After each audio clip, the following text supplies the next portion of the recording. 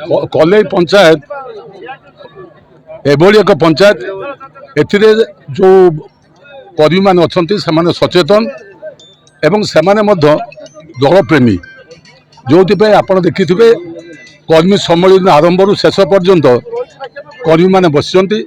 से माँ मैंने हूँ गुरुजन मैंने हूँ कि युवक मैंने हूँ आ विशेषकर आपण अनुभव करते भितर जो उद्दीपना जो उत्साह रही कर्मी भितर से मुझे धन्यवाद जनाऊँगी जे कलेर विजु जनता दल कर्मकर्ता मानू जे सेमानकर उद्यम आज ये कर्मी समावेश सफल होती ता नुहे ये समावेश एक चैलेंज देती विरोध दल को कांग्रेस बीजेपी को जे तमें देख जे कलेर जो मैंने रही विजु जनता दल भोटर्स से माने केते श्रृंखलित एवं से माने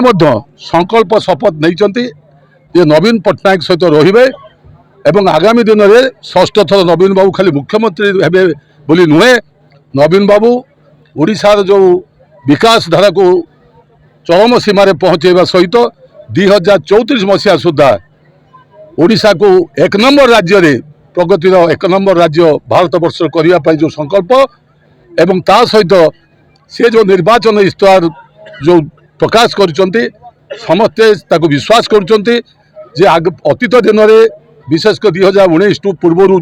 जेते निर्वाचन इश्तेहार नवीन बाबू देते सबको अक्षर अक्षर कार्यकारी तेणु 2024 जो रही निर्वाचन इश्तेहार से युव चाषी मान एवं समस्ते से उत्फुल्लित उत्साहित एवं ए खाली बिजुली बत्ती छाड़ कथा नुहे से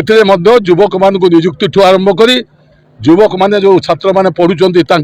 छात्रवृत्ति ठू आरंभ कर विभिन्न चाषी मान को 1,50,000 टंकार सुध छाड़ ठू आरंभ कर विभिन्न जो योजना कार्यक्रम इत्यादि इत्यादि ताको साधारण लोक से वर्गर लोक ग्रहण कर सारी तेणु ये गोटे खुशीर विषय जे जेते अपप्रचार कले भी बीजेपी हो कांग्रेस हो कि प्रधानमंत्री निजे 9 तारीख दिन नवीन पट्टनायक पुणी मुख्यमंत्री हेबे